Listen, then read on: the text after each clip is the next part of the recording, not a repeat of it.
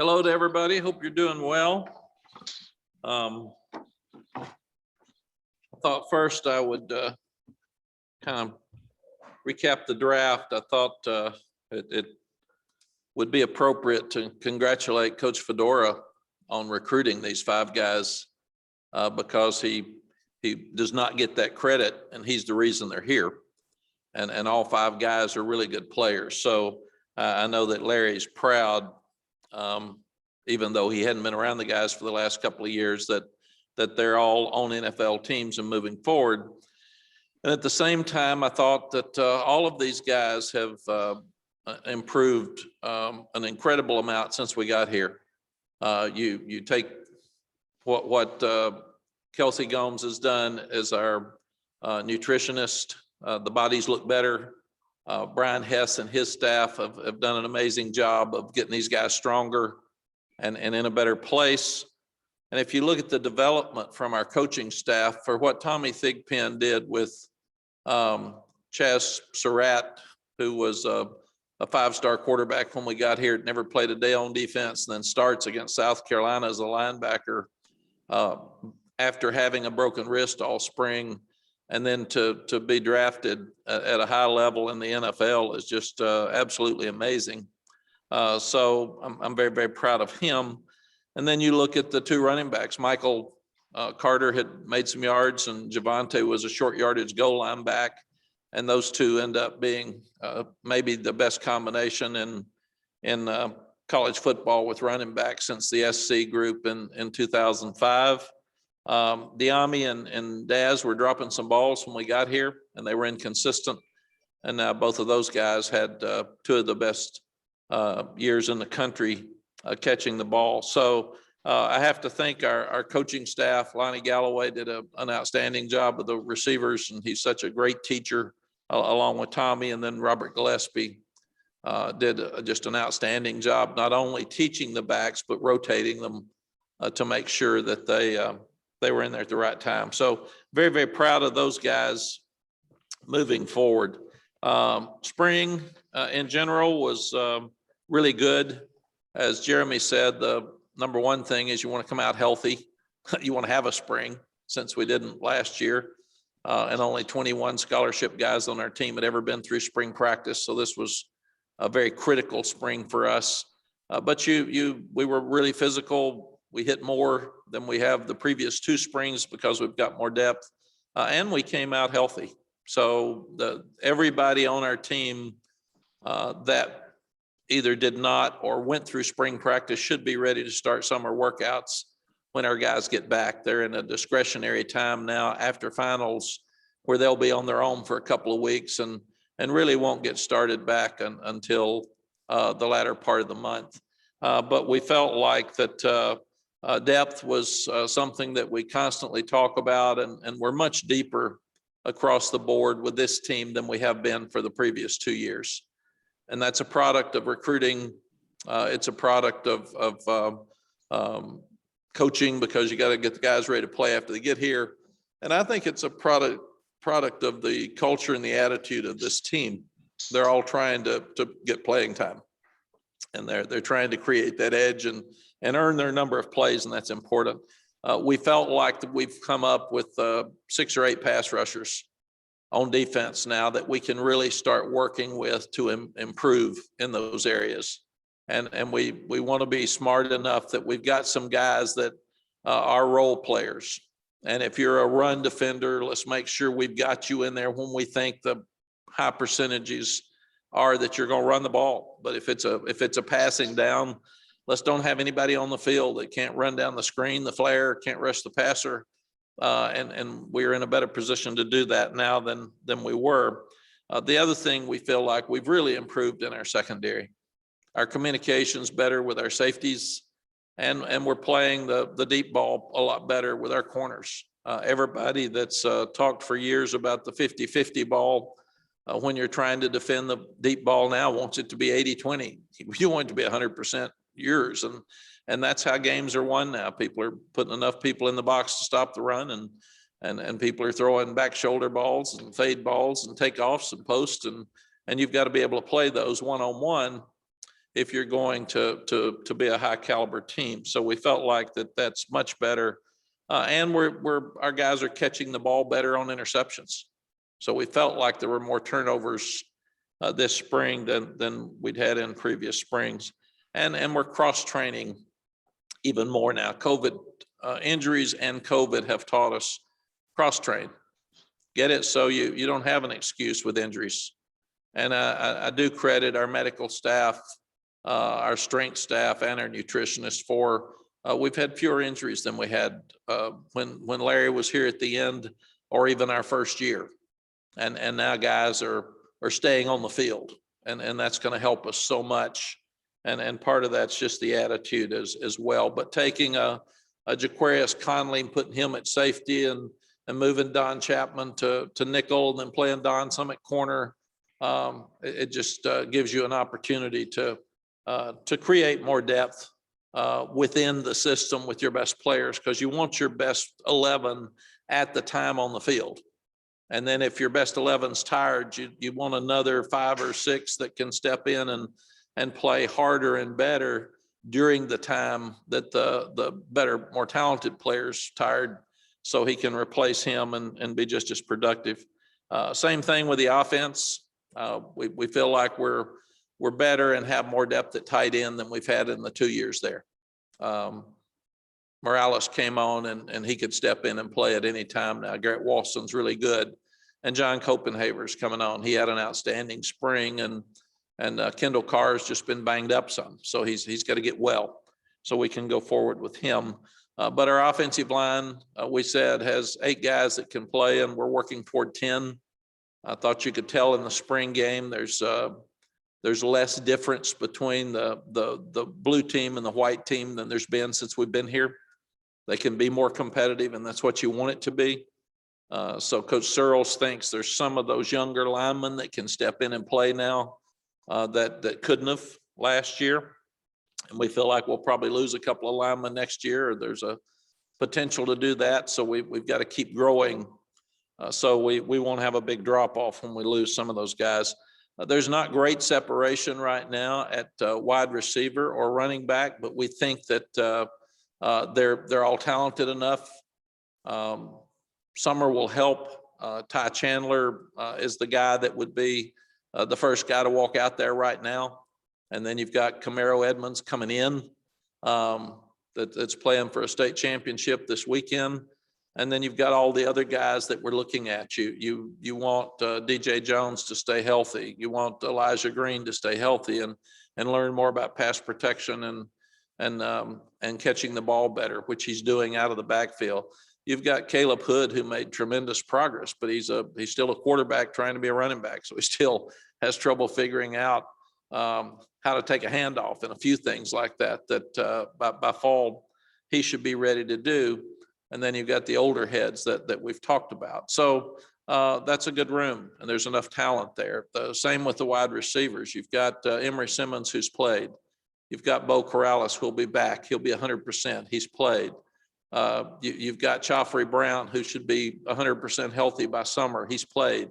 And then you've got Josh Downs, who had probably the best spring of all of our receivers. And then a lot of other talented young guys behind them. But we've got 4 or 5 guys that have played, and that helps you in that area as well. A kicking game, Grayson Adkins missed 1 field goal all spring, and it was the first practice. So I think he was 37 out of 38. So he's really improved with his confidence. I think when he got here, he was thinking too much and trying too hard. And Ben Kiernan should be one of the better punters in the country.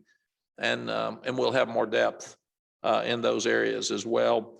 And Jaquarius Conley, Ty Chandler, and Josh Downs can return kickoffs.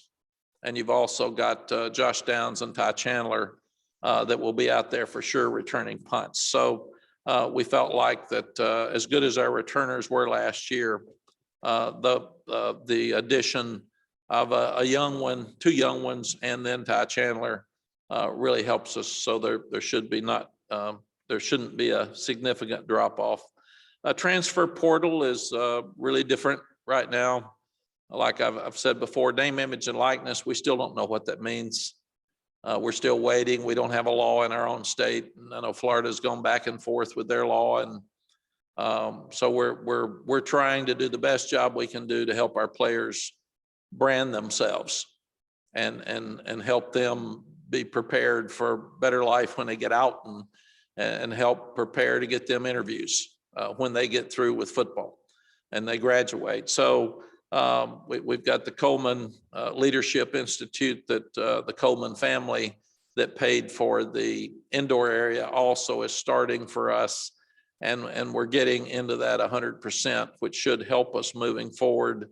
But name, image, and likeness is something that's still kind of an enigma for all of us. We're still trying to figure out what it means. And the young guys, can they have an agent? What does that mean? And how does it change recruiting? The transfer portal is a little crazy. We've tried to handle it with total transparency. So after spring practice, all of our coaches sat down with every player and told them exactly what they were doing that was positive and exactly what the concerns were. And we also told them what their role would be. Here's how much we think you'll play. It could change because of injury. It could change because of effort. Here's what we feel like you'll be on special teams, and you're going to start, you're not going to start. Here's how many plays we feel like you could play. And then each one talked about the goals for their weight. Where do you need, if you're underweight, what do we want to get you to by August when we start? If you're too heavy, how much do you need to lose, and how, and how will we get there? And we had two young men that have come in and said they were leaving, Kadri Jackson and Welton Spotsville, and both of those are tremendous young people. They're really good students. They're great people. They've never had any problems whatsoever. And they want to play more. They want to start. And I totally get that. And now we're in the process of trying to help both of them find the right place for them to go. And what's happened with the transfer portal, they would be key backups for us, and they would be superstars on special teams. And that's what you lose with the transfer portal, with people not being patient and wanting to stay. So it is what it is. And I'm happy for them that they're going to have a chance. I think they'll both be starters wherever they go because they're good players. But I've told the guys, you've done everything right here. So let's don't leave mad. Let's don't get upset at each other, and let's talk through this, and we'll do what's best for anybody either way. June is going to be crazy because we can have people back on campus. The staff and I are so excited about that. You've got unofficial visits, you've got official visits. We're not sure yet. You got camps. We're not sure. We're figuring out the numbers for camps. We think we can have a certain number on each field, and then you got to figure out the parents, and our county and our university still trying to tell us, do you have to have a vaccine? Do you have to have if not a negative COVID test, and how soon before they get here? Is it 48 hours? Is it 72 hours? What happens if somebody gets here and doesn't have a test? We just have to turn them around. So we're looking at same thing with official visits. Will there be COVID requirements as such, or guidelines for official visits? And if so, what are they? So we're asking, since it comes up here in June, try to help us, give us guidelines as fast as we can. I think about 65% of our team was vaccinated, and just about all of our staff by the end of spring practice. I haven't seen the numbers. Some are going to do it at home. Some are going to think about it. And we were told that we needed to be about 85%, which the staff is more than 85% vaccinated to have herd immunity. So we can take our mask off and get back in our building and get back to the same meeting rooms we used to have, and have team meetings together instead of spread out all over the place, and actually eat back in our training table. So all of those things are things that we're looking at right now. There also was an NCAA ruling that came out that they're looking at changing preseason practice, and really that wouldn't affect us very much, the way we practice. So it's not going to change. You'd have one more day in shorts, it looks like. And other than that, we practice pretty much like they're proposing. So I think that that will not be a big change for us. It doesn't look like they're going to change the number of scholarships for this year. You have to be back at a cap of 85. That really hasn't even been discussed by the NCAA. Again, people are going to be working on projections of how many scholarships they're going to have available more than anything else. So if Jeremiah Gemmel goes to the NFL and Sam goes to the NFL and Marcus McKeithen goes to the NFL and Jordan Tucker and a lot of guys that have an extra year go to the NFL, that gives you an extra scholarship available. So projections are going to be tough. And the NCAA has put all college coaches in head coaches in a very difficult spot right now with roster management, because you're still not sure until July 1st who's going in the portal. And at the same time, you're not sure which of your guys will opt to go to the NFL. So I think that's all I've got. And excuse me, Grayson Atkins was 38 of 39 in field goals this spring instead of 37 for 38. Questions? All right, thanks, Coach. Our first question will come from C.L. Brown. Hey, Mack, I was just wondering from the spring game, and you mentioned the positions where you didn't see much separation. I was wondering what you felt about the backup quarterback position in terms of if there was any separations or any strides taken. Yeah, in my career, CL, the backup quarterback's gotten more discussion than any other position in the country. So I'm glad we brought that up. I should have hit it, but I figured somebody might mention it. The thing that we did going into spring with Sam and the other two quarterbacks 2 years ago was said, let's learn what to do in the spring. We'll compete in the fall. And that's where we are with the backup quarterback position. I did think that when you start looking at Jacoby, he got much better this spring. I saw improvement, and he didn't have a spring before, and he was a backup in the fall. And but I thought in scrimmages he did some really good things. Drake showed outstanding ability to run, which surprised me. He's more athletic than I thought he was as a 6'5" quarterback, and he can also throw. So we told him, don't put pressure on yourself this spring. Learn what to do, and we'll let you guys compete in the fall. And then Jefferson Boaz is the same thing. He had his first spring this spring, so we feel like he'll continue to get better because the quarterback rooms, one, you'd like to have 4 guys there that can play, and you can lose them fast. Somebody can transfer if they're not the starter at that position because it's unique. But you get one hurt, and all of a sudden you're down to 1 or 2 quarterbacks on your roster again. And that's something that all of us in college football would like to try to avoid, but it's real. So all summer, the young guys will be competing in 7-on-7s and player-led practices, and we can't be out there to watch them.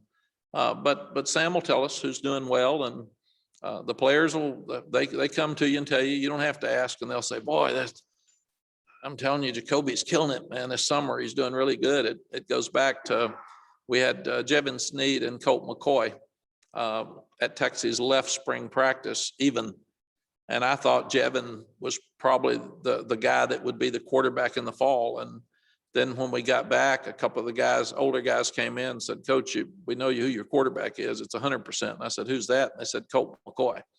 And then he ended up being one of the best ones to ever play. So summer's important for young quarterbacks.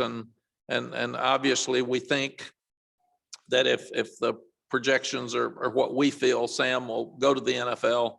And he's had a great 2 years. So we got to have that next guy ready to step up. Okay, Davis Wallace, go ahead.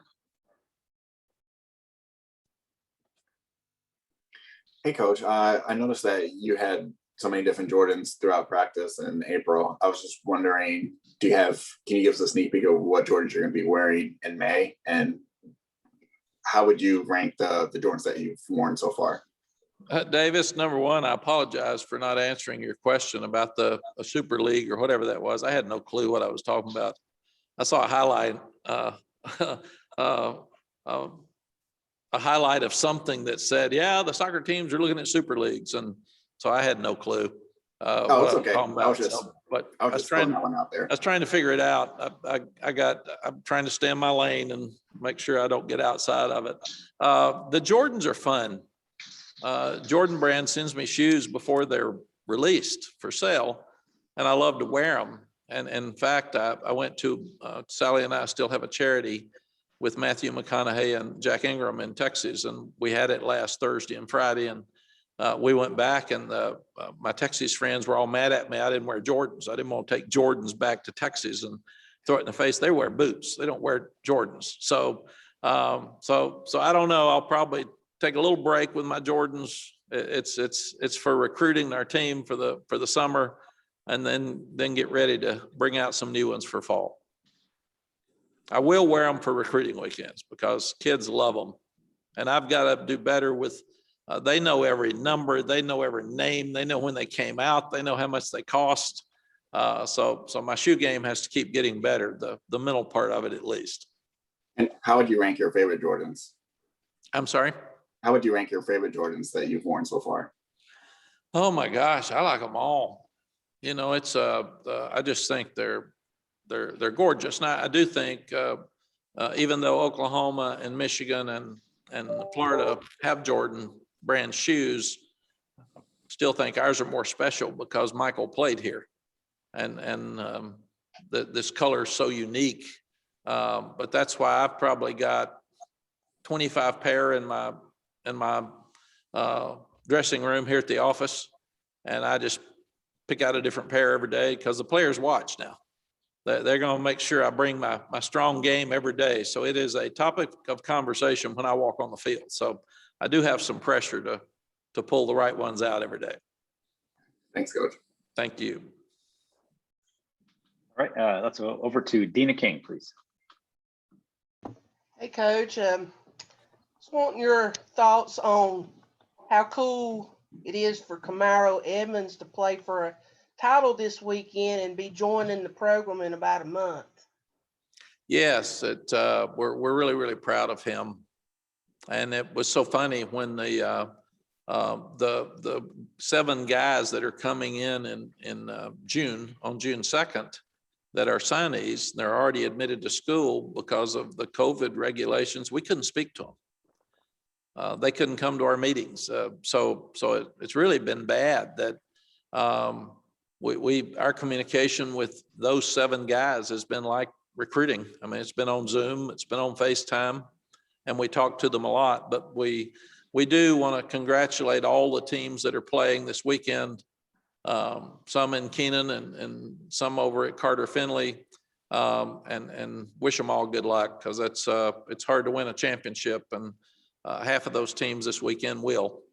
So enjoy it, coaches, and enjoy it, guys, because it's hard to get there, and especially a year at COVID. And I'd like to congratulate Q and her staff over at the High School Coaches Association for having sports and getting it through the spring. And a lot of people said it wouldn't work, and here it is. We're down to championship weekend. So good for everybody in North Carolina for making this work, and let's hope the weather's great this weekend and they can have great games. You mentioned the non-early enrollees. Will they be in a separate group when they come in June, like for their training and strength and conditioning and stuff? Yes, Dana, I'm really concerned when young ones come in that if they jump in, we're not sure what kind of shape they're in. We're not sure what conditioning they've been doing.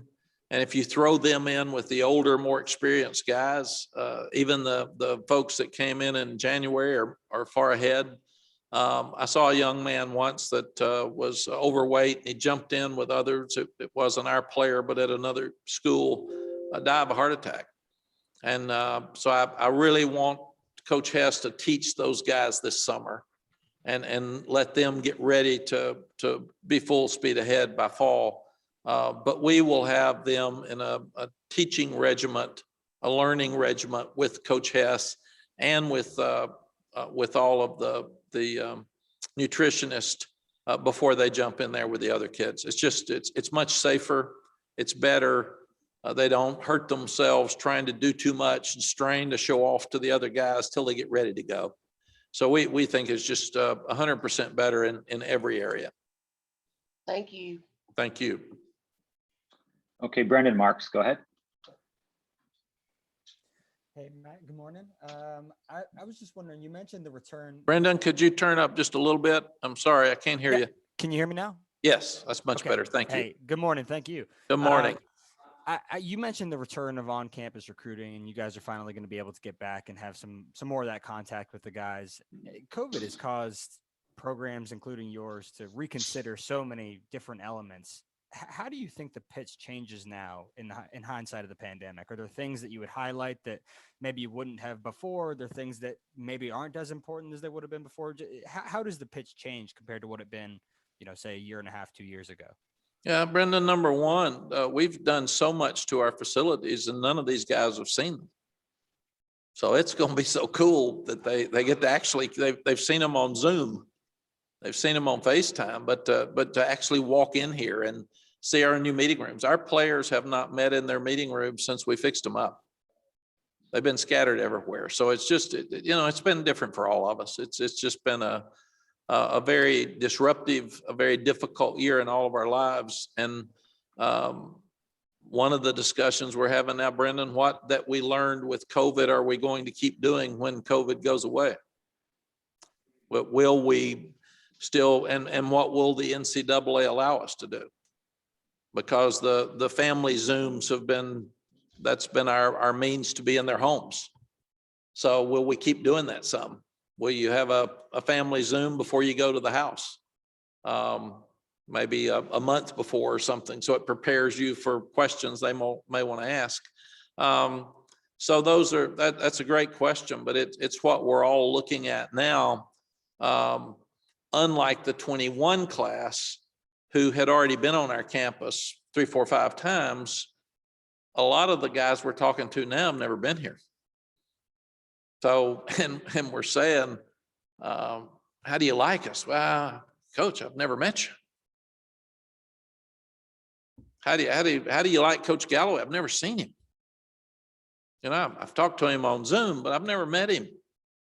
Well, how do you like the campus? And even if they come to the campus for the spring game, for say, and it's raining, or they come without us, it's not the same because we can't show them.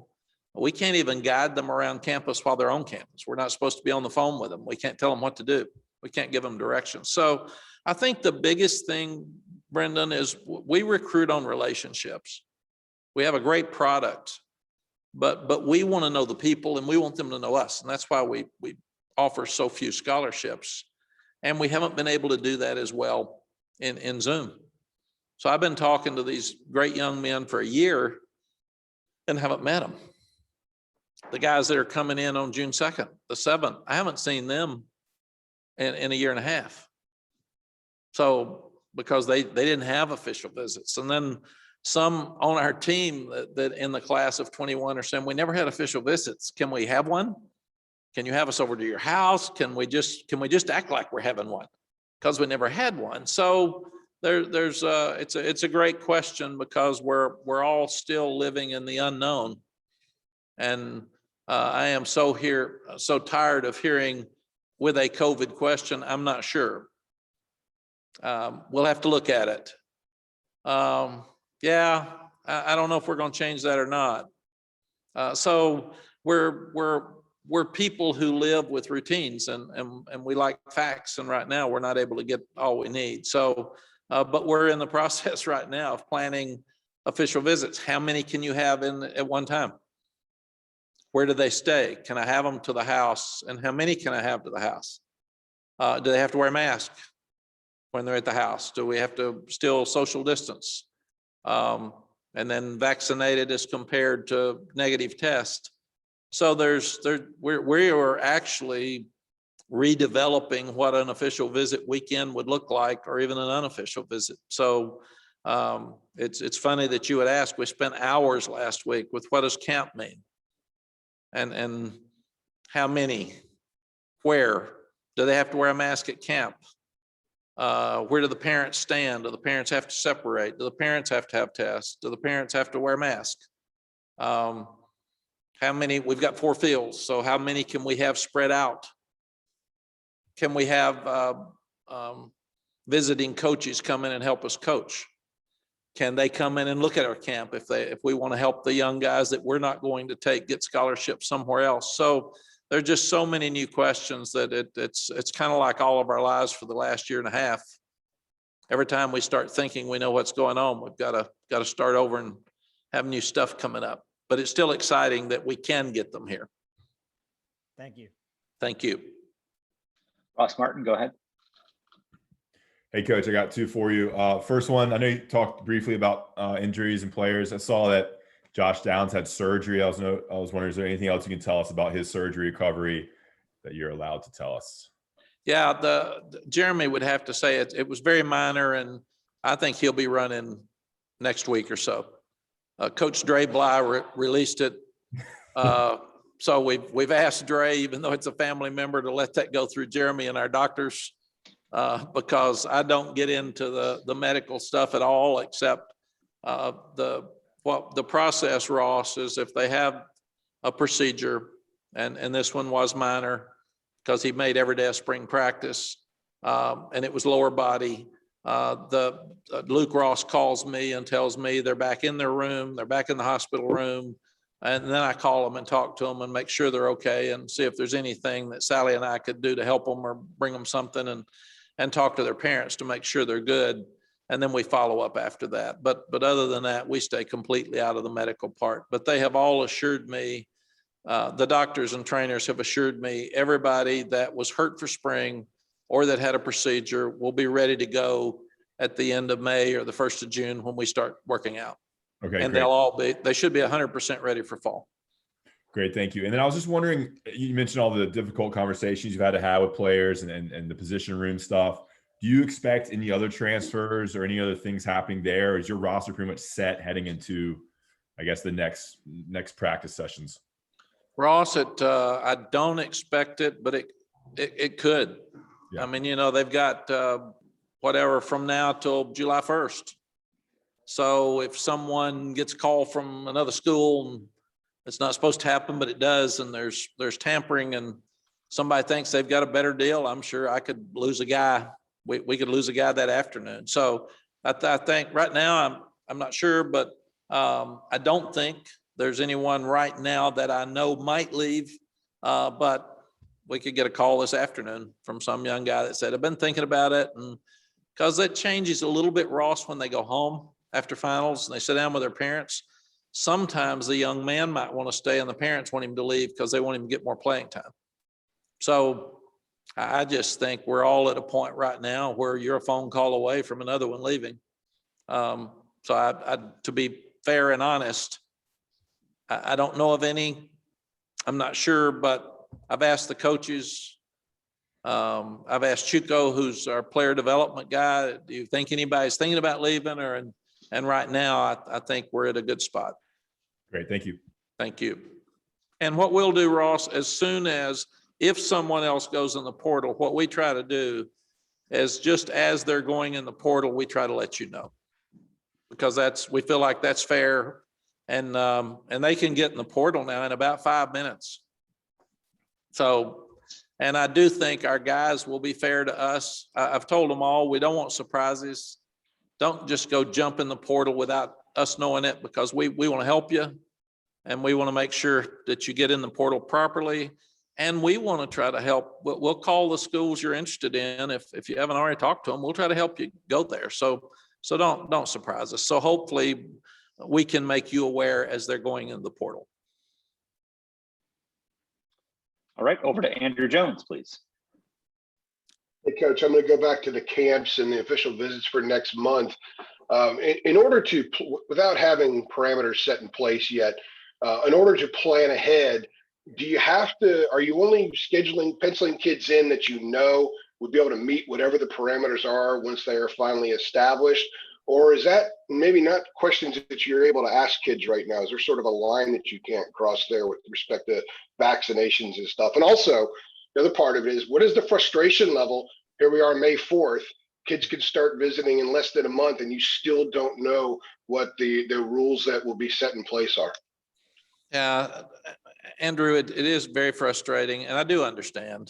I mean, we've all had the year that of unknown and difficulties, and we're still there. The more we learn about the vaccine, what's that going to change? If our staff's already over 85%, so at what point do we not wear masks? And if there's one person on your staff that's not vaccinated, they obviously have to continue to test, but will they be able to come to the staff meetings, or will they have to be on Zoom? Will they have to wear masks? While the rest of us don't. I mean, will they have an option? Because they're still at risk if they haven't taken the vaccine and they don't have their mask on. And what we're doing right now, we're trying, we can't even talk to some of the players because some of them are 23s and 24s that want to come to camp, and we can't communicate with them.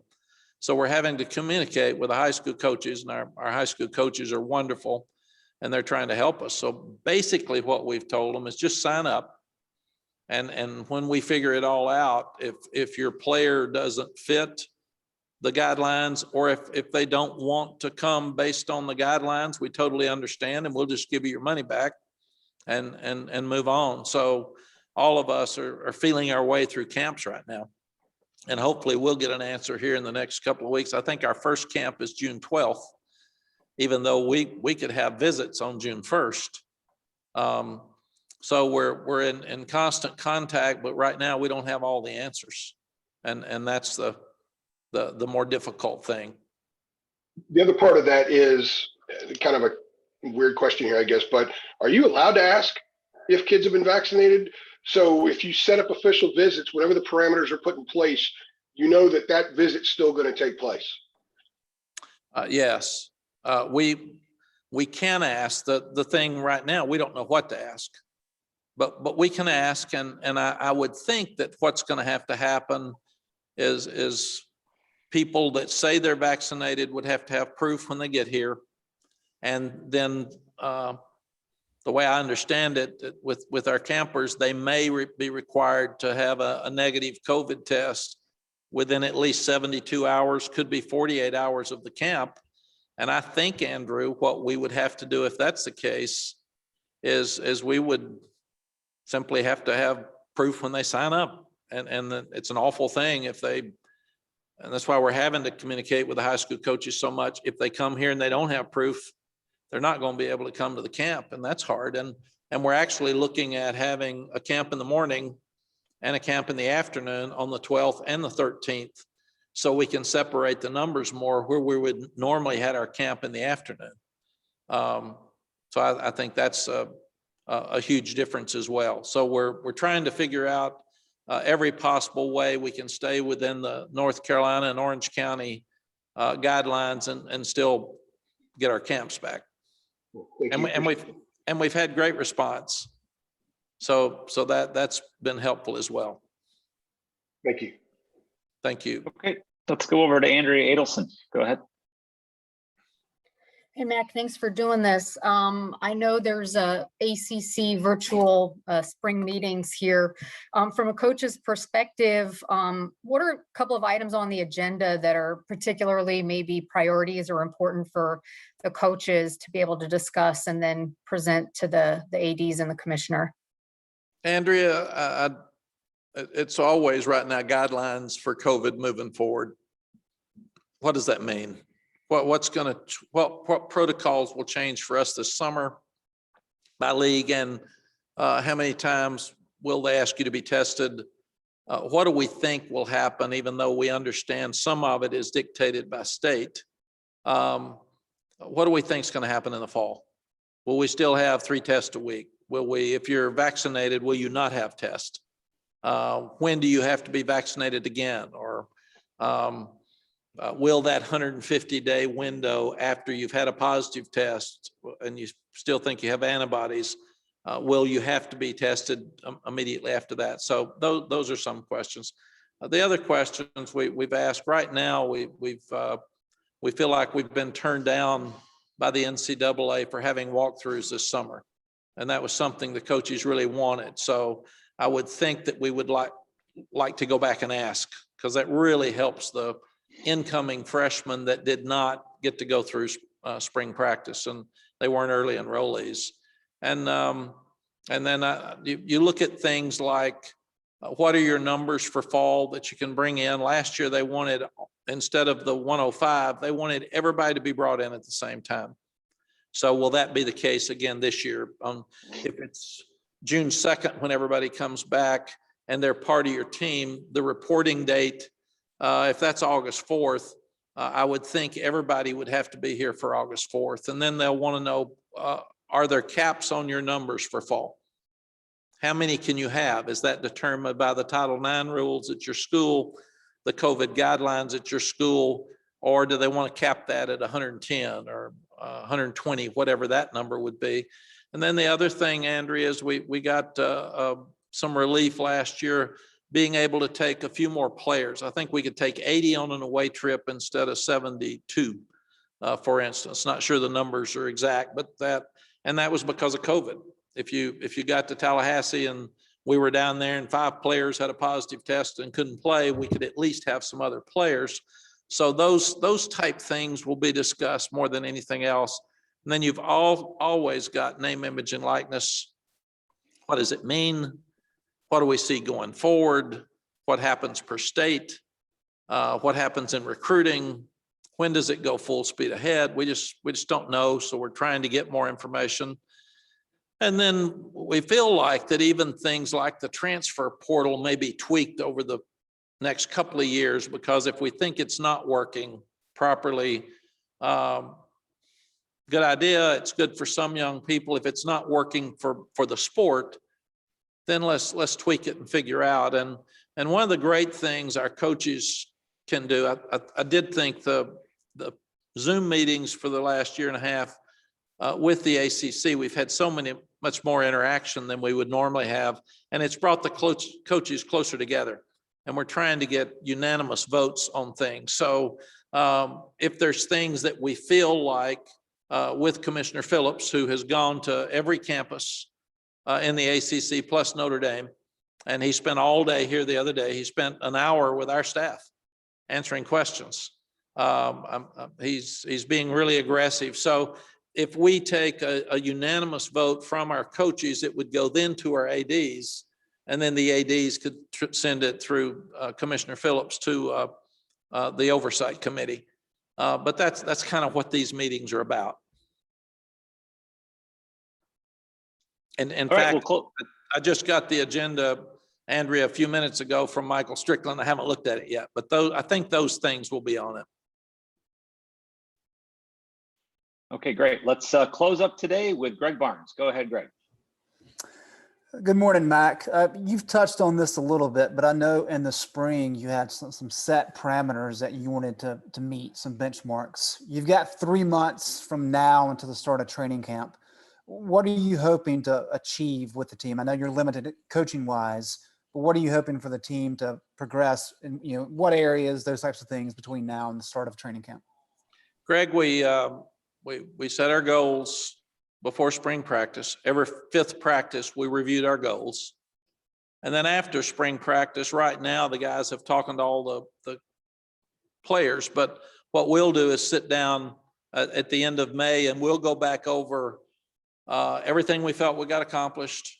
The coordinators in a meeting with the staff will give me what we got accomplished, where we still think we've got to get some different things done, and what we can do over the summer to be more prepared for our practice. It's usually about August 4th, I think, when we start. And the biggest part of that will be we're limited with what we can do with them in the summer. We can meet with them if you take it away from your time that they would have with the strength and conditioning program, and you don't want to do that very much. So that's a fine line.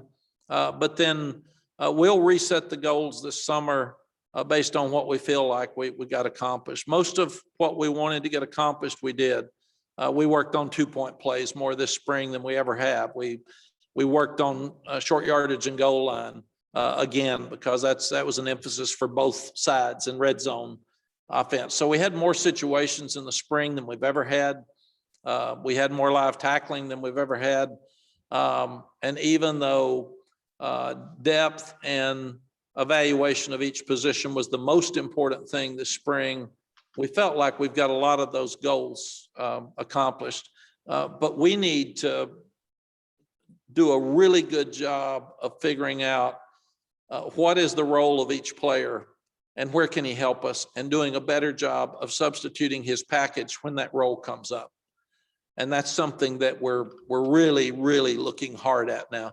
Who is a really good run stopper but can't rush the passer?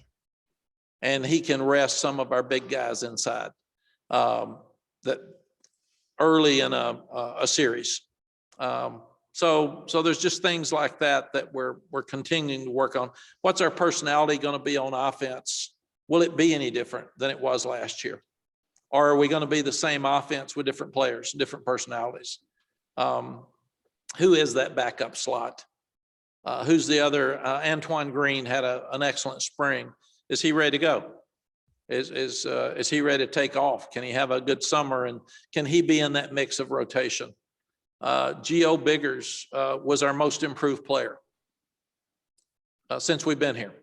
And I told the team that right at the end. He has come from nowhere. He has come from a special teams guy that was okay to a guy that can step out there and start right now. I mean, he had an outstanding 3 weeks of spring. So that's the fun part of coaching. You're trying to build your roster. You're trying to build a team. But to see a guy who comes from nowhere to somewhere is really, really good. How fast can those young linebackers be ready to actually play? They're pretty, they run, but can they play at Virginia Tech? Or will Cedric Gray be the third guy right now with those other two if somebody goes down? So those are questions, Greg, that we continue to challenge ourselves with and try to make sure. And the other one is make sure that we're where we want to be. But the other one is, how many plays can Jalil Taylor play right now? How many plays can Kristen Varner play? And what situations would those be in? Is William Barnes ready to rotate that second series at Virginia Tech? So how many, Brian Anderson's really a key part of our offensive line because he knows what to do. He's a leader, he's smart. He gets everybody in the right place. But can we rest him some? And does he need to be rested? So Josh Azudu comes back in the lineup. What does that mean? Do we put him at guard? Do we put him at tackle? Who are the best 5? Then who are the best 7? And who are the best 10? So we're constantly challenging ourselves. CL said it, but who is that first quarterback that goes in if Sam comes out? And do you try to get creative ways to play another quarterback even though Sam's in there? Because you got to have somebody else ready to go. And that's hard to do because the number one objective is to win the game. So all of those are things that we're really challenging each other, and I'm being hard on the coaches and asking them hard questions and trying to divide. And the other thing is a lot of times guys that get hurt a lot stay hurt. So can you depend on a guy right now who's been hurt all the time since he's been here? And he's really talented and you want him to play. Day Hollins had an outstanding spring. Storm Duck was hurt a lot.